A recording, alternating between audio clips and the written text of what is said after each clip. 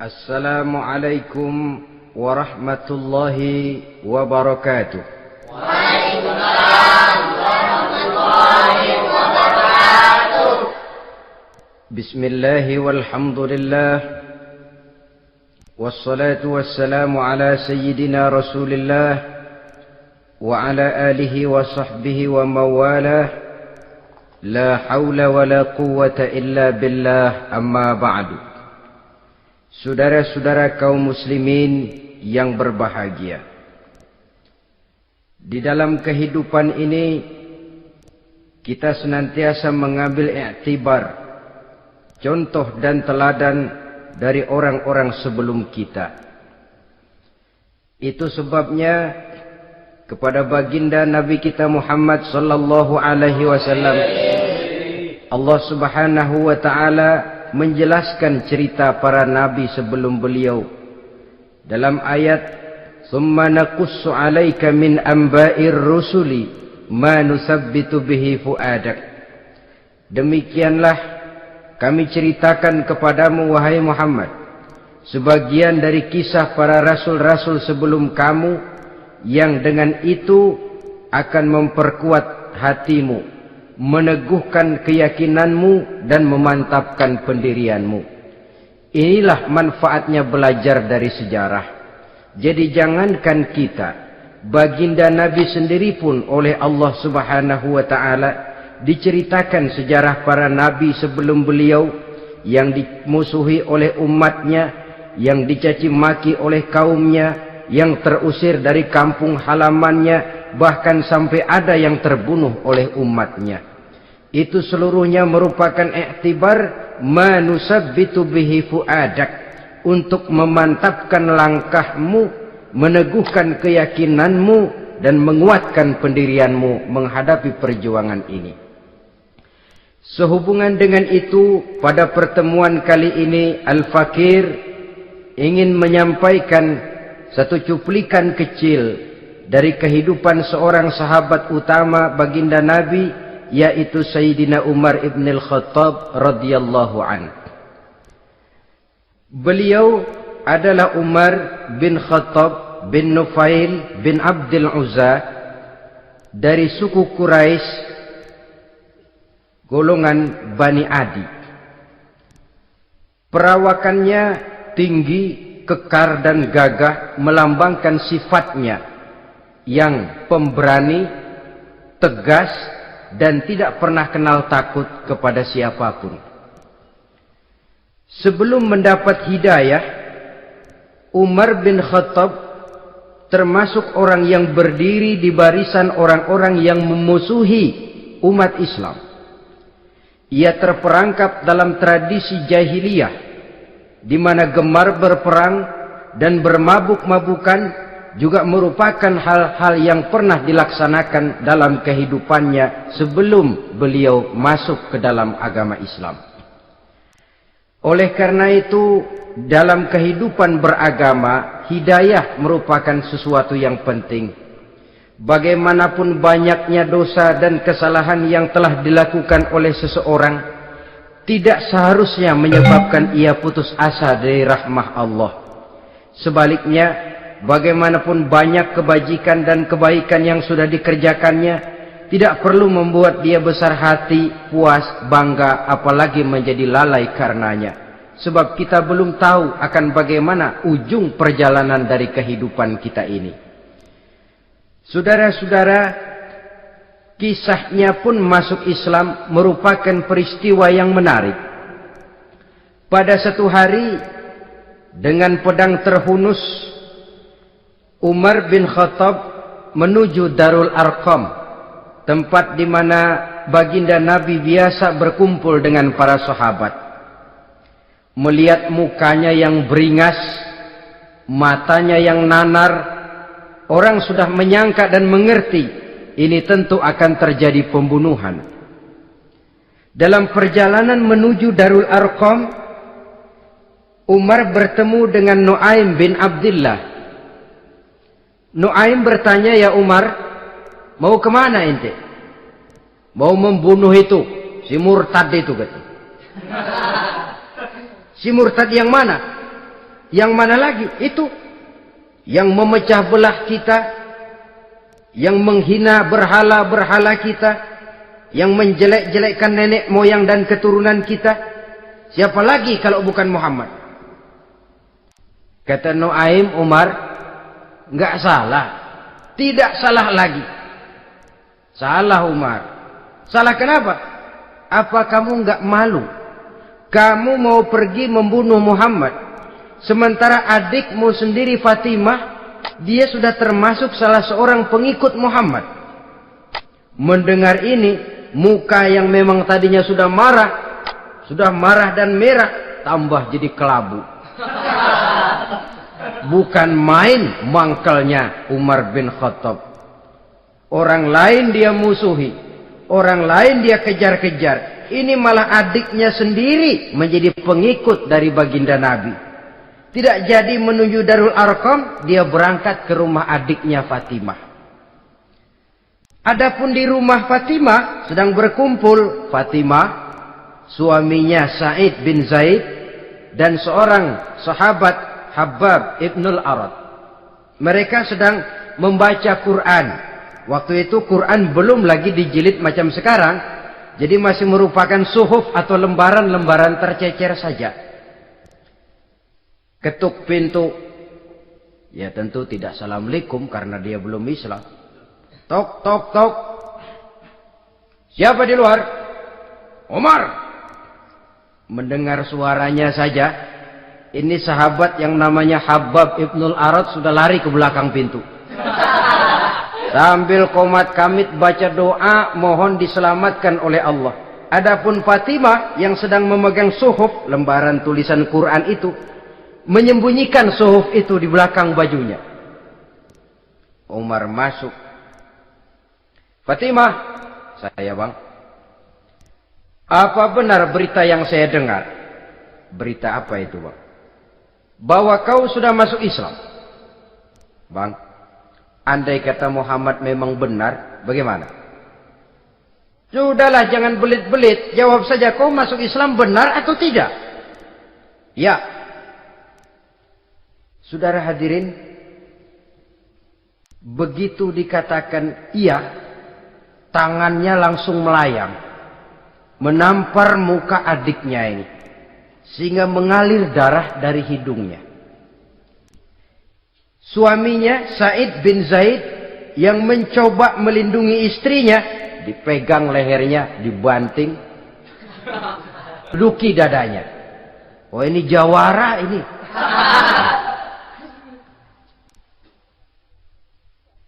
Namun pada saat sedemikian, suara kebenaran terpantul dari mulut Fatimah, adik dari Umar bin Khattab ini. Umar, apakah engkau memukul orang yang bersaksi bahwa tidak ada Tuhan melainkan Allah dan Muhammad Rasulullah? Apakah engkau menganiaya seseorang yang terpanggil untuk mengikuti kebenaran? Manusia macam apa engkau, Umar? Saudara, memang dia orang keras, tapi hatinya mudah menerima kebenaran. Sehingga mendengar kalimat adiknya ini tercenung dia sejenak. Melongo, bengong kata anak sekarang.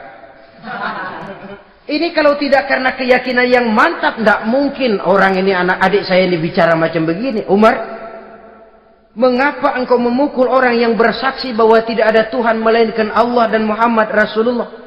Mengapa engkau pukul orang yang mengikuti kebenaran, menerima hidayah dari Allah? Begitu yakin dan mantapnya, walaupun di tengah satu hal yang sangat menakutkan. Siapa yang tidak takut orang Quraisy berhadapan dengan Umar bin Khattab yang dikenal sebagai singa padang pasir pada waktu itu?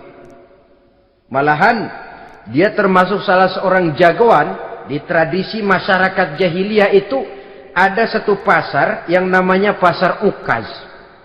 Tiap tahun di pasar itu diadakan pesta. Pertama pertandingan syair. Jadi penyair waktu itu jadi kebanggaan. Syair-syair yang menang itu digantung di dinding Ka'bah. Jadi setiap suku akan bangga kalau mempunyai ahli syair yang hebat. Nah, lalu diadakan juga lah perlombaan balap kuda, memanah, termasuk gulat. Lah Umar ini tiap kali pertarungan mesti menang. Belum pernah ada yang berhasil mengalahkan dia. Jawara. Saudara-saudara, mendengar adiknya begitu mantap hatinya, apalagi ketika adiknya berkata begitu, suhuf, lembaran yang disembunyikan di belakang bajunya tersembul. Apa yang kau sembunyikan di balik bajumu itu? Suhuf. Apa suhuf itu? Lembaran Al-Quran. Coba saya lihat. Enggak boleh. Kenapa? Kamu kotor. Orang kotor tidak boleh megang Quran. Saya mau lihat. Enggak boleh. Kalau kamu mau lihat, mandi dulu. Diturutinya permintaan adiknya itu. Lalu diambilnya suhuf tadi. Dia baca. Kebetulan ayat yang dibacanya, ayat pertama dari surah Toha, yang berlanjut dengan ayat 14 pada surah yang sama. Dia baca, Bismillahirrahmanirrahim. Toha, ma anzalna ilaikal Qur'ana litashqa illa tazkiratan liman yakhsha. Toha, tidaklah aku turunkan Al-Quran ini untuk bikin sukar manusia, melainkan merupakan pengingat bagi orang-orang yang takut kepada Allah. Lalu pada ayat ke-14, Innani anallahu la ilaha illa ana fa'budni. Sesungguhnya akulah Allah, tidak ada Tuhan melainkan aku, maka hendaknya hanya kepadakulah kamu menyembah. Wa aqimis sholata li dzikri, dirikanlah salat untuk mengingat aku. Inna sa'ata atiyatun akadu ukhfiha litujza kullu nafsin ma tas'a. Sesungguhnya kiamat itu pasti akan datang, yang sengaja waktunya kami tidak beritahukan kepada kamu semua, untuk kami balas segala setiap orang tentang apa saja yang telah mereka lakukan dalam kehidupan di dunia ini. Setelah membaca ayat ini, gemetar tangannya. Ah, ini sih nggak main-main ini. Ini belum pernah saya baca ajaran semacam ini. Tidak patut orang yang mempunyai kitab suci semacam ini dimusuhi. Ini sesuatu yang benar, tergetar jiwanya. Hei, Fatimah, Muhammad di mana Muhammad? Saya tidak akan memberitahu kepada kamu. Di mana? Saya tidak akan memberitahu. Lebih baik kau bunuh saya kalau memang maksudmu mau mencelakakan Muhammad. Sama sekali saya tidak akan mencelakakan dia, Fatimah. Kasih tahu saja, di mana dia? Darul Arqam. Bergegas dia menuju Darul Arqam. Di dalam Nabi memang sedang kumpul dengan para sahabat. Termasuk ada Sayyidina Hamzah yang juga terkenal jawara juga. Ketuk pintu. Ketuk pintu. Siapa di luar? Umar. Di dalam ini geger sebagian sahabat. Umar datang ini pasti bencana. Umar datang, wah, kalau istilah kampung, kerok dan urusan.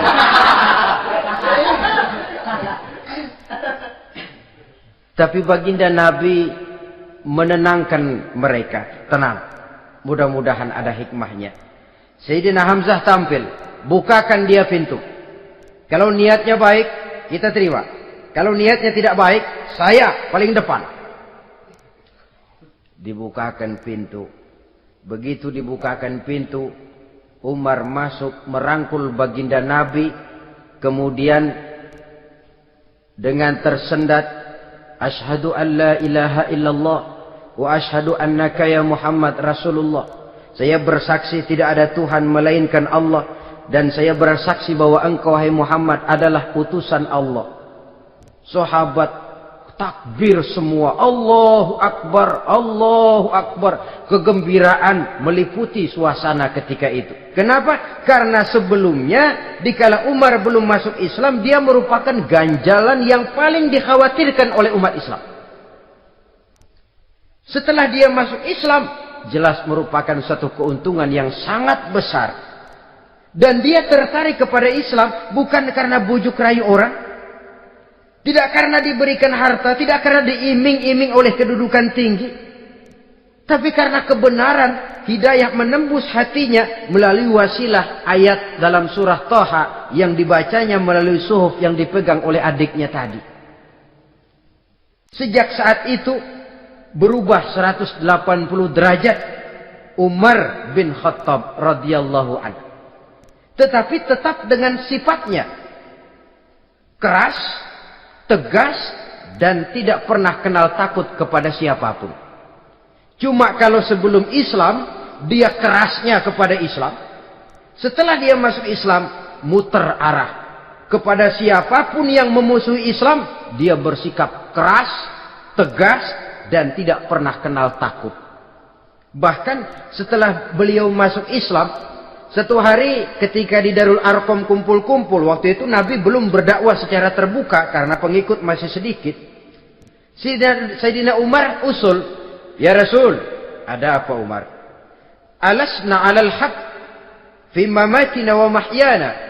Ya Rasul, bukankah kita ini berdiri di atas sesuatu yang benar?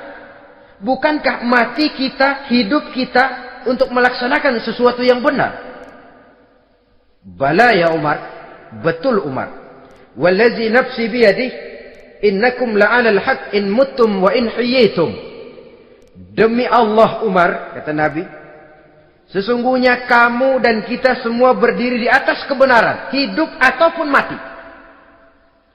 Setelah mendapat jawaban begini, Umar masuk kepada tujuan pembicaraannya. Izan ya Rasul, fa fimal ihtifal. Kalau memang begitu ya Rasul, kalau memang kita yakin kita berdiri di atas kebenaran, kita hidup karena kebenaran, kita mati pun memperjuangkan kebenaran, fa fimal ihtifal. Kenapa mesti ngumpet-ngumpet? Kenapa harus sembunyi-sembunyi? Wallazi ba'asaka bil haqq, demi Allah ya Rasul, la takhrujanna wa la nakhrujanna ma'ak. Tuhan harus keluar menyampaikan Islam ini secara terbuka, dan kami akan mendampingi Tuhan dengan segenap jiwa dan raga. Sekali masuk Islam gak tanggung-tanggung. Yang kayak begini ini yang kita perlukan sekarang ini. Begitu masuk Islam gak tanggung seluruhnya, jiwa dan raganya masuk Islam. Beliau yang pertama kali mengajukan ide, kenapa harus dakwah sembunyi ya Rasul? Wong kita berdiri di atas kebenaran, memperjuangkan sesuatu yang hak. Kalau kita mati, kita pun mati membela kebenaran. Kenapa mesti fafimal ikhtifa? Kenapa harus sembunyi-sembunyi? Mulai sekarang, mari keluar ya Rasul. Saya akan dampingi Tuhan, nyawa taruhannya. Saudara hadirin yang saya hormati, selalu dia tempat-tempat yang pernah dia melaksanakan maksiat sebelum dia Islam, selalu dia kunjungi sampai dia berkata, tidak ada tempat yang pernah saya melakukan kesalahan sebelum saya Islam yang harus saya tutupi dengan kebajikan setelah saya Islam sekarang ini. Bahkan ada satu riwayat menjelaskan beliau itu yang tinggi badannya, kekar perawakannya, gemetar orang ngadepin dia. Tapi beliau sendiri sangat mudah gemetar kalau sudah mendengar ayat-ayat Allah. Sehingga ada satu riwayat menjelaskan Sayyidina Umar itu setelah masuk Islam, kalau sholat kadang-kadang bila menoleh ke kanan beliau senyum, bila menoleh ke kiri beliau menangis berurai air mata. Ada orang bertanya, ya Umar, kenapa menengok ke kanan kau senyum, ke kiri kau menangis? Itulah kalau saya ingat jahilnya saya sebelum Islam. Adapun bila saya menoleh ke arah sebelah kanan, saya tersenyum, teringat betapa dulu saya membuat berhala dari korma. Saya tumpuk-tumpuk, saya susun begitu.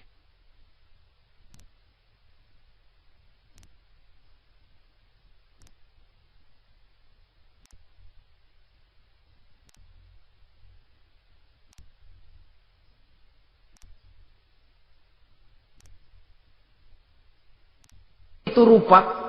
Setelah saya sembah, saya makan itu korma. Gagah betul saya waktu itu, sampai Tuhan pun saya makan. Adapun kalau saya menoleh ke kiri, teringat putri kesayangan saya yang terbawa oleh tradisi jahiliyah, takut menanggung aib, merasa malu mempunyai anak perempuan, sampai dia terkubur hidup-hidup. Berurai air mata saya mengingat semua itu. Padahal Nabi sudah memberikan jaminan.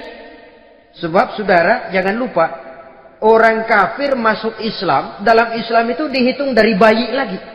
Dari nol, itulah untungnya. Jadi misalnya sudah 60 tahun, dari kecil sampai 60 tahun kafir. Umur 61 masuk Islam. Nah, sejak umur 61 itulah yang dihisab oleh Allah. 60 tahun ke bawah, gratis, bersih, pemutihan. Istimewa betul. Tapi jangan lalu diniatin, gua kafir aja ah. Nanti sudah tua-tua mau giliran mati baru Islam. Nah, itu diniatin lain. Ini yang karena faktor hidayah, saudara-saudara. Nah, cintanya kepada baginda Nabi luar biasa. Dalam setiap pertempuran beliau selalu di front terdepan. Bahkan demikian cintanya sampai ketika hari di mana baginda Nabi wafat, saudara-saudara. Disampaikan berita wafat Nabi kepada Umarin. Ya Umar, baginda Nabi sudah wafat. Kamu ngomong apa? Baginda Nabi sudah wafat. Bukan sedih, nyabut pedang, keluar matanya melotot. Siapa yang bilang Muhammad mati, saya tabas batang lehernya. Begitu cintanya beliau kepada baginda Nabi, sampai-sampai nggak menerima kalau Nabi wafat. Taruhlah nggak bisa mati bersamaan, bolehlah mati beriring-iring saja barangkali maksudnya. Saudara-saudara, cabut pedang, kelayaban kemana-mana. Ayo, siapa ngomong Muhammad mati, saya tabas batang lehernya. Sampai bertemu dengan Sayyidina Umar, Sayyidina Abu Bakar. Di tempat orang banyak, Sayyidina Abu Bakar yang bijaksana ini pidato. Ayuhan nas, man kana ya'budu Muhammadan, fa inna Muhammadan qad mata. Wa man kana ya'budu Allah, fa inna Allah hayyun la yamut. Wahai manusia, barang siapa yang menyembah Muhammad, maka Muhammad sudah mati. Tetapi barang siapa yang menyembah Allah, Allah akan hidup selamanya dan tidak akan pernah mati. Mendengar pidato ini, Sayyidina Umar sadar bahwa sebenarnya yang tidak bisa mati itu cuma Allah. Bagaimanapun agungnya baginda Nabi, besarnya baginda Nabi, tinggi akhlak budi pekertinya Nabi, cintanya beliau kepada Nabi, Nabi manusia. Dan manusia harus mati. Kemudian dibacakan surah Ali Imran ayat 144. Wa ma Muhammadun illa rasul qad khalat min qablihi rusul afa immata aw qutilan qalabtum ala aqabikum. Muhammad tidak lain daripada manusia, telah datang kepadanya rasul. Apakah jika ia mati engkau kembali menjadi murtad atau mundur ke belakang? Mendengar ayat ini dibacakan, Sayyidina Umar sadar, berurai air matanya, menangis dalam kesedihannya. Ini cintanya yang demikian tinggi kepada baginda Rasulullah sallallahu alaihi wasallam. Begitulah seluruh kesalahan yang dia lakukan pada saat sebelum dia masuk Islam, berusaha dia tutupi dan dia tebus dengan segala kebaikan, pengabdian, perbuatan soleh setelah dia masuk Islam. Sehingga diajarkan oleh baginda Nabi, ittaqillaha haitsu ma kunta wa atbi'i sayyi'atal hasanata tamhuha wa khaliqin nasa bi khuluqin hasanin. Bertakwalah kamu kepada Allah, kata Nabi, dimanapun saja kamu berada. Jadi takwa tidak kenal tempat. Dimanapun saja kamu berada, bertakwalah kepada Allah. Di rumah takwa, di pasar takwa, di kantor takwa, di tengah orang banyak takwa, pada waktu sendirian takwa. Ittaqillaha haitsu ma kunta. Bertakwalah kau kepada Allah dimanapun saja kamu berada. Jangan takwa pakai tempat. Di masjid takwa, di kantor nyolong. Itu tidak haitsu makunta. Yang diajarkan oleh Nabi, dimanapun kamu berada, bertakwalah kepada Allah. Wa atbi'i sayyi'atal hasanah tamhuha. Dan iringi perbuatanmu yang salah dengan kebaikan. Jadi kalau satu saat terselip kita berbuat salah, cepat iringi dengan kebaikan. Tamhuha, dengan harapan kebaikan yang kita kerjakan akan menutupi dosa yang terselip kita lakukan. Ngomongin orang, astagfirullahaladzim. Banyak istighfar. Istighfarnya mudah-mudahan bisa nutupin dosa karena ngomongin orang. Tapi jangan lalu tambah sulap. Ngomongin orang istighfar. Terus ngomongin lagi istighfar lagi. Itu tentu tidak bisa dengan cara begitu. Barangkali terselip pernah mengambil harta orang tanpa alasan yang hak. Imbangi dengan rajin sedekah misalnya.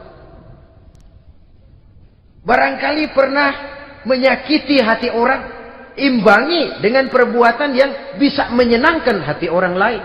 Itu namanya mengiringi perbuatan yang bersifat salah dengan kebajikan. Ini yang dilakukan oleh Sayyidina Umar.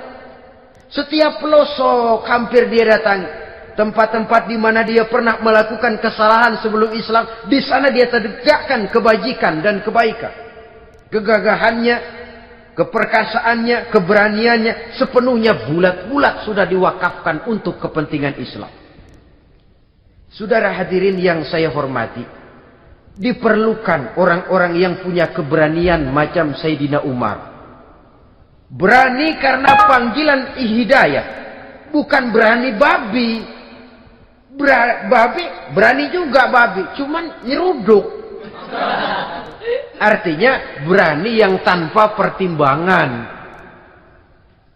Berani yang tanpa pertimbangan pada akhirnya akan menyulitkan kita sendiri. Beliau gagah, beliau berani, beliau punya kekuatan, beliau punya wewenang. Dan itu dimanfaatkannya untuk menjadi backing baginda Nabi kita Muhammad sallallahu alaihi wasallam.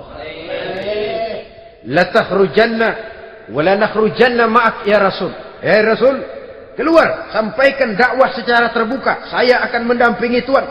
Jika ada yang ganggu Tuhan, saya paling depan.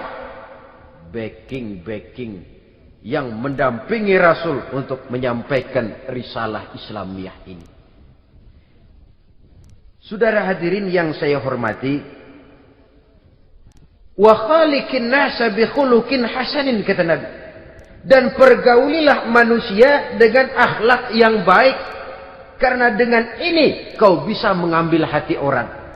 Dalam hadis lain katakan, innakum la tas'una an-nasa bi amwalikum walakin yas'uhum minkum bastul wajhi wa husnul khuluq.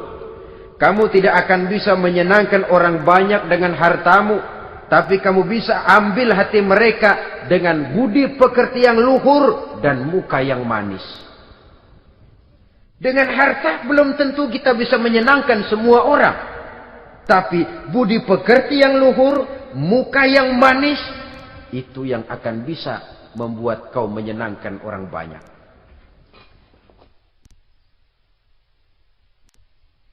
Setelah baginda Rasul wafat, pernah ketika berkumpul, Sayyidina Abu Bakar berkata kepada Sayyidina Umar, "Ya Umar, saya baiat kamu untuk menjadi khalifah." Jawab beliau, "Sayalah yang akan membaiat Tuan. Tapi Anda lebih utama dari saya, Umar. Keutamaan saya akan saya berikan kepada Tuan untuk mendukung kekhalifahan Tuan." Di sini kelihatan wataknya yang tidak ambisius. Gagah, berani, perkasa, tapi tahu diri. Enggak nyelonong. Tidak menggunakan kekuasaannya, kegagahannya untuk maksud yang sewenang-wenang. Oleh karena itu setelah Sayyidina Abu Bakar wafat, beliau dilantik menjadi khalifah, keluarlah pidatonya yang terkenal. Ayyuhan nas, inni qad wullitu alaikum walastu bi khairikum. Hai manusia, aku telah dipilih menjadi pemimpin kamu. padahal aku bukanlah orang yang terbaik di antara kamu. Kalau tidaklah karena aku melihat keutamaan, keteguhan yang dapat melindungi kalian, berat rasanya aku memikul amanah ini. Sebab apa? Alangkah beratnya menunggu datangnya perhitungan di akhirat nanti terhadap Umar. Ini yang jadi motifnya memegang jabatan khalifah. Sungguh berat bagi Umar menunggu datangnya saat perhitungan. Sehingga seolah-olah kalau bisalah jadi Umar bin Khattab saja, jangan jadi khalifah kalau bisa. Tapi moya umat sudah kadang memilih. Sehingga benar kalau dalam satu hadis Nabi pernah mengajarkan jangan memberikan satu jabatan kepada orang yang memintanya. Sebab orang kalau sudah minta jabatan, apalagi pakai jilat-jilat, pakai upeti-upeti, tentu ada tendensinya. Ada batu di balik udang. Kalau udang di balik batu kan mungkin nggak kelihatan, tapi kalau batu di balik udang kelihatan betul itu. Ada maunya, ambisinya. Jangan memberikan satu jabatan kepada orang yang memintanya. Seakan di batinnya Sayyidina Umar menyesali. Kenapa Umar nggak jadi Umar saja, kok mau jadi khalifah gitu. Alangkah berat perhitungan buat saya di akhirat nanti. Nah, setelah jadi khalifah, sebagai satu i'tibar, saya akan mencoba mengemukakan beberapa sifatnya yang menonjol untuk pelajaran buat kita semua. Pertama, sikapnya terhadap keluarganya setelah beliau menjadi khalifah. Kedudukan sebagai keluarga Umar bin Khattab bukan merupakan kedudukan istimewa. Itu ditanamkan betul kepada keluarganya. Jangan karena bapakmu khalifah, lalu mentang-mentang anak khalifah kau merasa dapat fasilitas, merasa bisa berbuat semau-maumu, kau harus punya tanggung jawab dan beban moral, memberikan contoh yang lebih baik kepada rakyat. Ini yang ditekankan kepada keluarganya. Kalau beliau mau mengeluarkan undang-undang, undang-undang itu lebih dahulu dibicarakan di tengah keluarganya, kumpul anak-anaknya, ini akan ada undang-undang begini. Siapa di antara kalian mau mentaati, persilakan. Yang tidak pun persilakan. Tapi saya ingatkan, kalau ada dari keluarga Umar yang melanggar peraturan yang saya keluarkan ini, saya akan menghukumnya 2 kali lipat karena dia keluarga saya. Menghukumnya 2 kali lipat karena dia keluarga saya. Jadi bukan mentang-mentang anak babe, lalu kebal hukum. Tidak. Siapa yang diantara kalian melanggar peraturan ini, akan aku kenakan hukuman 2 kali lipat karena dia keluargaku.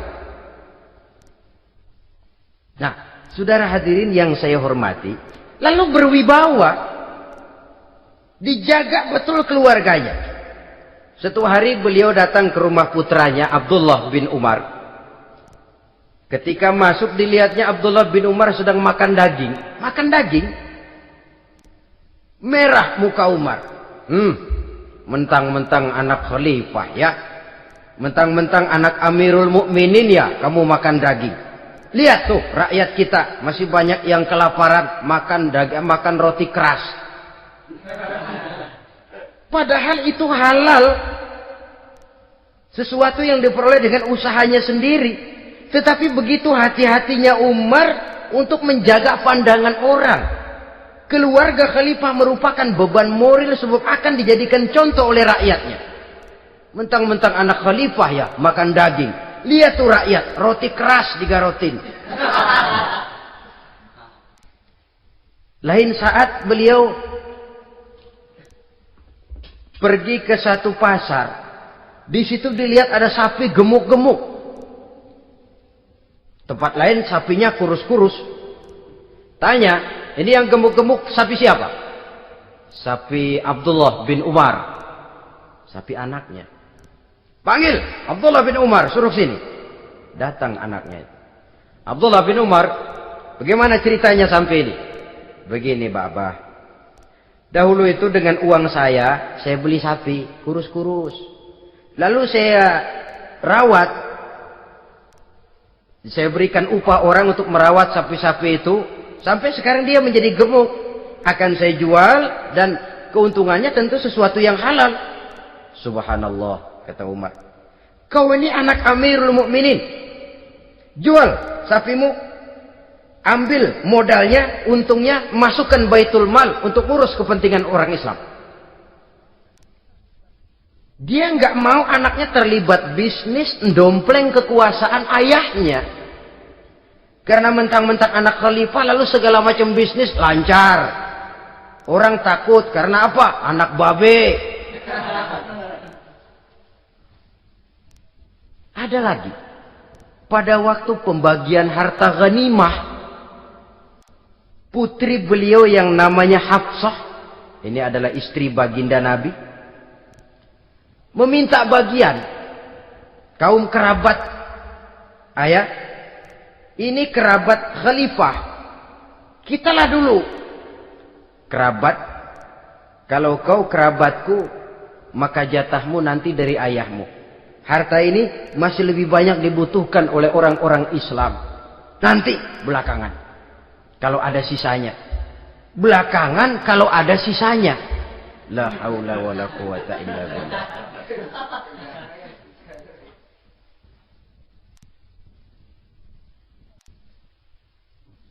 Saudara hadirin, itu terhadap keluarganya. Kemudian apa sifat-sifat yang menonjol dari kepemimpinannya? Pertama, kesederhanaannya.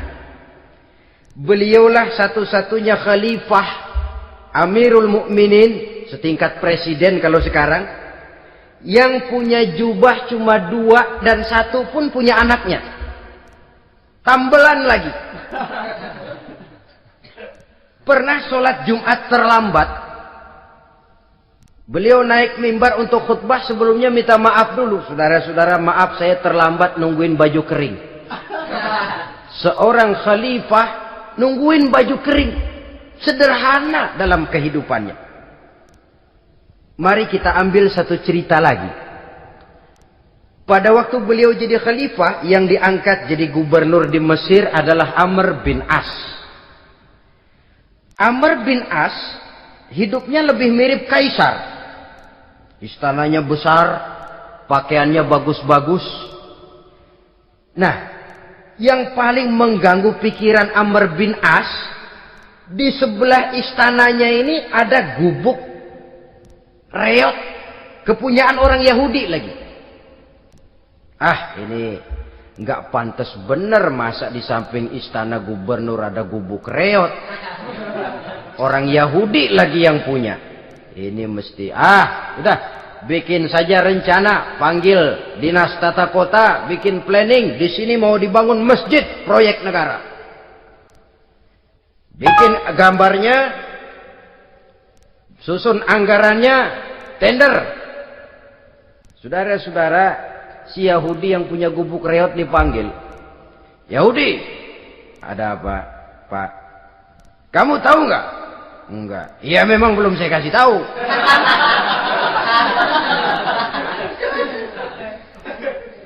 Ada apa, Pak? Itu kamu punya gubuk. Tahu? Kena proyek. Proyek apa, Pak? Kami mau bangun masjid besar di situ. Dan tidak sesuai ada gubuk reot di samping tempat gubernur. Jadi maksud Bapak, gubukmu, tanah-tanahnya mau saya bebaskan. Saya beli. Enggak mau, Pak. Saya enggak mau jual. Saya bayar 2 kali lipat. Enggak mau. 3 kali lipat. 6 kali lipat juga enggak mau, Pak. Saya dari muda peres keringat banting tulang cuma segitu-gitunya, Pak, tempat saya tinggal. Gubuk reot sama tanahnya sedikit. Makmur saya, Pak, cuma rumah sama sumur.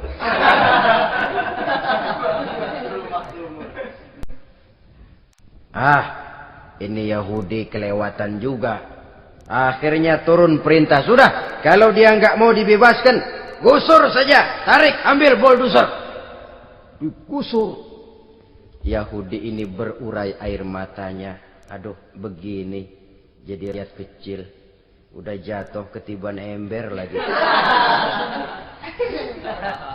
Tapi pikir-pikir Amr bin As kan bukan yang paling atas. Dia kan cuma pejabat, masih ada atasannya lagi. Lapor lapor. Yahudi ini berangkat ke Madinah. Bayangkan dari Mesir ke Madinah. Jalan. Di sepanjang jalan dia pikir membanding-banding. Kalau gubernurnya saja istananya begitu mewah, apalagi khalifahnya. Kalau gubernurnya galak main gusur, apalagi khalifahnya. Dan saya bukan orang Islam, apa dia lemin ngadu? Apa dapat tanggapan? Berangkat dia sambil harap-harap cemas. Sampai di pintu kota Madinah, dia temui orang lagi tidur di bawah pohon korma. Selamat siang, Pak. Ada apa? Pak. Apa? Mau lapor. Lapor apa? Bapak tahu Khalifah Umar bin Khattab? Tahu?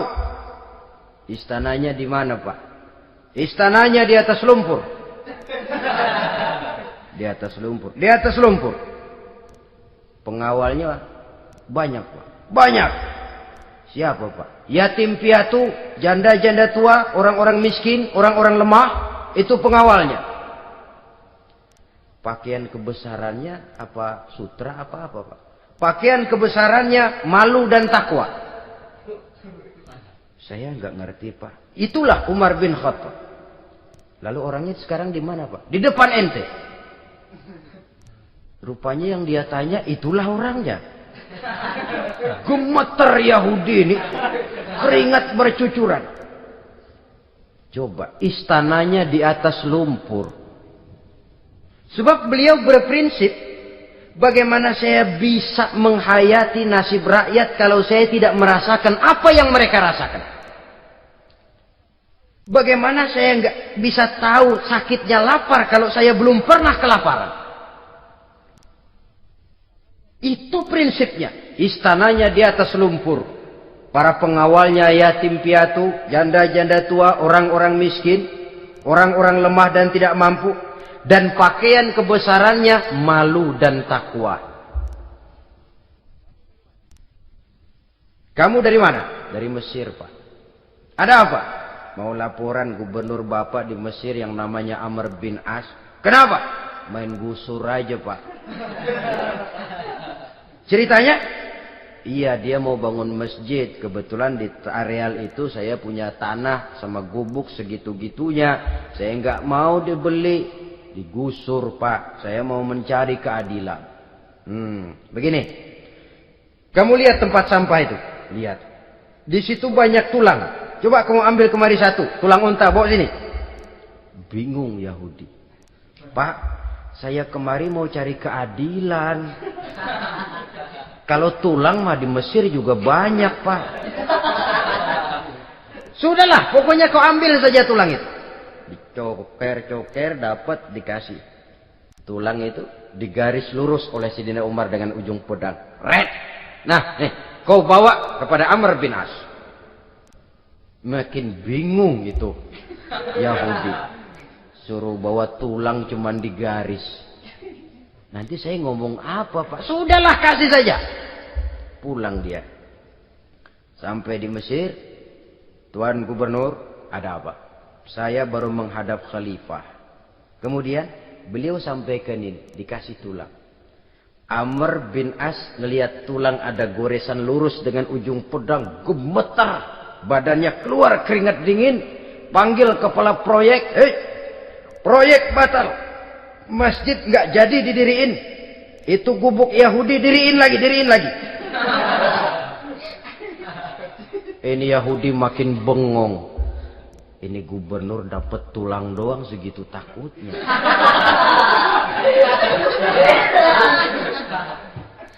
Ada apa sebenarnya, Tuan Gubernur? Kamu tahu?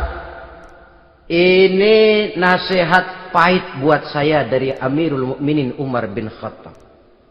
Seolah-olah beliau bilang, "Hai Amr bin As, jangan mentang-mentang sedang berkuasa ya. Pada suatu saat kau akan jadi tulang-tulang kayak begini. Maka mumpung kamu masih hidup dan berkuasa, berlaku lurus dan adillah kamu seperti lurusnya garis di atas tulang ini. Red.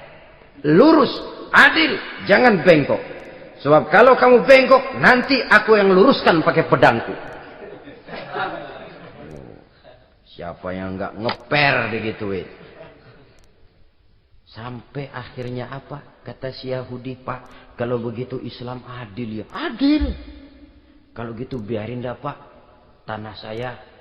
Mau kamu jual? Bukan saya jual Pak, saya kasih aja dah.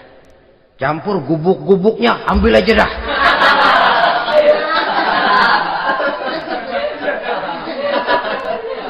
Masuk Islam si Yahudi ini oleh karena keadilan dari Umar bin Khattab.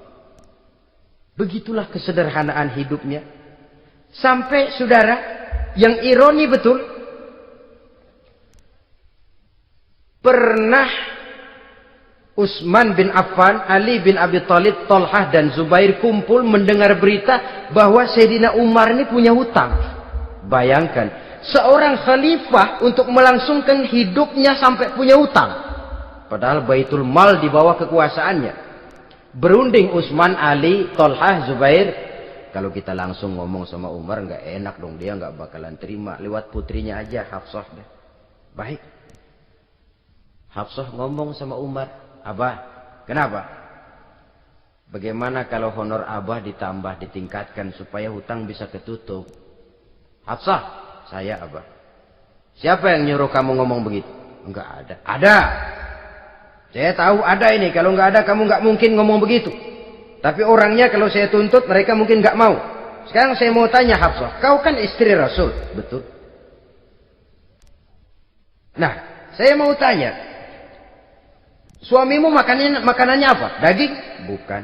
Roti. Tempat tidurnya kasur empuk? Bukan. Kain kasar yang kalau musim panas kami bentangkan, kalau musim dingin separuh buat tidur, separuh buat selimut. Pakaian yang dibelikan untukmu berapa banyaknya? Cuma 2. Nah, itu guru saya. Orang yang paling saya cintai. Dan itu yang saya ikuti. Bahkan setelah beliau wafat, Sayyidina Umar ini, hutangnya ditanggungkan kepada anaknya Abdullah bin Umar. Dan itu pun dilunasi dengan menjual rumahnya. Sehingga rumahnya itu disebut Darul Qadha, rumah bayar hutang. Begitu kesederhanaannya. Jadi nggak pakai aji mumpung jadi khalifah lalu kayak ikan gurita, tangan yang mana aja megang. Itu kan mental monyet. Monyet itu kan begitu. Tangan megang kiri kanan, mulut ngawal, kaki megang, temennya dikasih masih ngerampas juga. Monyet rakus betul itu. Itu kesederhanaannya. Kenapa kesederhanaan ini timbul? Karena sikap zuhudnya. Zuhud itu tarkud dunia li ajlil akhirah. Orang yang mengambil dunia hanya yang diperlukan dengan lebih mengutamakan kehidupan akhirat. Watak zuhudnya yang sangat menonjol. Dialah pahlawan yang paling berani di medan perang. Dialah imam yang paling khusyuk di masjid. Dan tidak jarang kalau sholat sendiri, begitu membaca ayat yang menceritakan neraka, nangis berurai air matanya. Saudara hadirin ma'asyiral muslimin rahimakumullah. Jadi kesederhanaan dan kezuhudan ini bukan lewat teori disampaikan oleh Umar. Bukan lewat penataran seluruh aparat, tidak. Lewat contoh konkret, inilah saya. Contoh sederhana dan zuhud. Bagaimana saya akan bisa merasakan penderitaan kalau saya sendiri tidak pernah menderita? Bagaimana saya akan tahu sakitnya lapar kalau saya belum pernah kelaparan? Maka tanpa penataran, tanpa upgrading segala macam, berhasil karena prinsip keteladanan. Beliau jadi contoh utama. Dan sumber utamanya tentu tidak lain karena contoh dari baginda Nabi besar Muhammad sallallahu alaihi wasallam. 2, sederhana, yang kedua zuhud. Yang ketiga, sifat yang menonjol dari kekhalifahannya adalah adil. Kalau sudah bicara soal hukum, dia tidak pernah kenal kompromi. Adalah seorang pemuka Nasrani masuk Islam. Namanya Jabalah bin Aiham. Ketika dia bikin haji, kain ihramnya keinjak orang Arab yang hitam. Badui. Jengkel. Dia merasa bekas tokoh. Enak aja nih orang udah jelek nginjak lagi. Ditempeleng orang tadi. Orang ini lapor kepada Umar. Panggil Jabalah bin Aiham. Panggil. Kau ditampar? Betul Khalifah. Tampar dia. Tampar lagi. Dipukul orang itu. Di depan Sayyidina Umar. Jadi tidak karena kau ini bekas kepala suku. Kau ini bekas orang terhormat. Lalu ada kebijaksanaan yang tidak bijaksana. Kebijaksanaan yang akhirnya jadi tidak bijaksana. Dan itu memang sudah dimulai dengan memblokir keluarganya. Tidak satu keluarganya pun yang boleh mempunyai perasaan bahwa menjadi keluarga khalifah merupakan fasilitas dan keuntungan. Kau jangan makan di atas punggungku. Kau jangan menikmati fasilitas di atas keringatku. Dan tidak ada keinginan mewariskan jabatan khalifah kepada anak-anaknya. Pernah beliau musyawarah, saya bingung, kenapa Khalifah? Gubernur Kufah ini sulit nyari orang.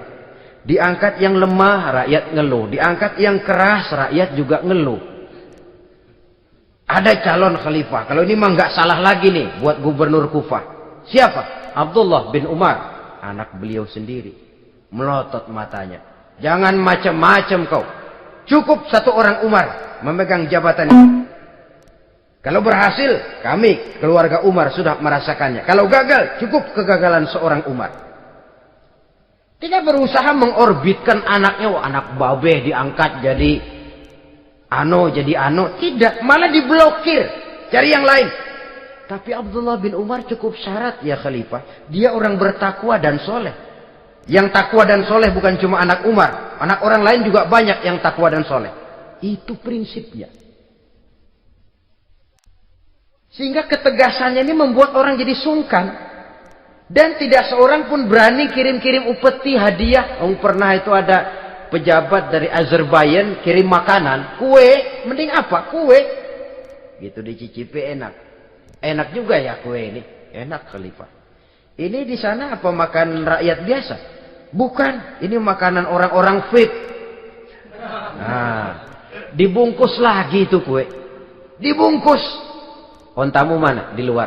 Ambil, bawa pulang, serahkan lagi kepada gubernur di sana, kasih tahu salam dari Umar bin Khattab. Kenyangkan dulu rakyat dengan makanan seperti ini. Kita belakangan. Jadi kalau rakyat lapar, saya orang pertama yang akan merasakan kelaparan. Tapi kalau rakyat makmur, biarlah saya menjadi orang terakhir yang kenyang. Kan bagus prinsip itu. Jikalau rakyat kelaparan, saya akan jadi orang pertama yang merasakan lapar. Tapi kalau rakyat makmur, biar saya jadi orang terakhir yang kenyang. Jangan dibalik. Pada saat rakyat kelaparan, dia kekenyangan. Dan selanjutnya, sikap keadilannya ini, saudara-saudara, menyebabkan hukum lalu jadi berwibawa. Pernah beliau jalan-jalan di lorong kota Madinah. Di tempat yang namanya Harah bersama Aslam. Ada ibu-ibu, anaknya nangis. Lapar ma. Sabar, dikit lagi matang katanya. Emang tuh ibu lagi ngerebus. Bunyi, air ngegulak. Luguk. Umar lihati dari jauh. Belum juga matang. Nih anak dari nangis, lapar, sampai capek nangis, sampai tidur. Anak tidur, Umar samperin. Bu, yang masak apa sih kok nggak bisa matang? Saya nggak masak apa-apa Tuhan. Itu pating kerubuk apa? Ketika dibuka ya cuma air saja. Subhanallah, ibu sudah ngebohongi anak ibu sendiri. Habis harus bagaimana Tuhan? Saya sudah nggak punya makanan untuk dimasak. Sementara perut nggak kenal kompromi. Jalan satu-satunya, ya terpaksa anak saya bohongi. Saya bilang sebentar lagi matang sampai dia tidur sekarang ini.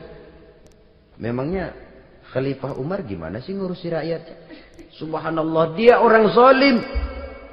Dia yang memegang urusan kami, tapi dia nggak tahu nasib saya. Anak kelaparan, keluarga terlantar. Oh begitu. Iya. Zalim betul Umar bin Khattab itu. Kalau begitu ibu tunggu sebentar. Dia pulang bersama Aslam menuju Baitul Mal. Dia ambil tepung 1 karung, dipikul sendiri. Dipikul sendiri, kata Aslam, ya Khalifah biar saya yang bawa. Jangan. Kenapa Khalifah? Apa kau kira kau sanggup mikul dosa saya di akhirat nanti? Biar saya yang mikul sendiri. Dia bawa ke tempat tuh ibu-ibu. Dia masakin sendiri. Nah bu, sudah matang, persilakan masak. Makan. Alhamdulillah Tuhan. Tuhan Allah memberkahi Tuhan. Tuhan lebih baik dari Umar bin Khattab yang zalim itu. Memang sebenarnya Tuhan siapa, kata tuh ibu? Saya. Iya. Saya ya Umar bin Khattab yang ibu bilang zalim itu. Gemetar si ibu. Gemetar si ibu. Tapi memang peka dan menghargai kritik orang. Tidak membungkam setiap orang yang nadanya sumbang atau berbeda. Kadang beliau berkata, saya khawatir karena orang terlalu segan dengan saya lalu nggak ada yang berani negur kalau saya salah. Kan begitu biasanya. Karena sudah terlalu segan lalu semuanya orang mau diaminin saja. Asal dibilang nggak benar marah, jengkel. Lalu disingkirin, maunya diiyain, inge kulonuwun. Oke bos. Beliau bilang saya khawatir kalau tidak ada orang yang mau menegur kesalahan saya jika saya terlanjur nanti. Tahu-tahu muncul orang. Demi Allah, saya akan menegur Tuhan dengan pedang saya ini. Cerah mukanya, senyum bibirnya. Alhamdulillah, anak muda, saya memerlukan orang macam kau. Yang berani berkata ya terhadap yang benar dan tidak terhadap yang tidak benar, apa dan bagaimanapun resikonya. Di sini kelihatan sikap beliau menghadapi orang yang berbeda pendapat. Keadilan, keberanian dan ketegasan, cepat menerima kebenaran, merupakan serentetan dari sifat-sifat utama beliau sejak masuk Islam sampai menjadi khalifah yang kedua. Bahkan dengan jasa beliau, Islam kemudian tersebar, menembus dinding Jazirah Arabia, memasuki Bizantium dan Persia, sehingga beliau juga dikenal sebagai periode Al-Futuhat Al-Islamiyah. Nah, saudara-saudara, inilah cuplikan kecil dari kehidupan seorang agung dan besar yang memang sangat terbatas kata-kata untuk melukiskan kebesaran itu. Namun yang secuplik ini mudah-mudahan menjadi sumbangan moral dalam rangka kita memperbaiki diri menuju kehidupan yang lebih baik. Terima kasih banyak atas segala perhatian. Mohon maaf atas segala kekurangan. Usikum wa nafsi bitaqwallah.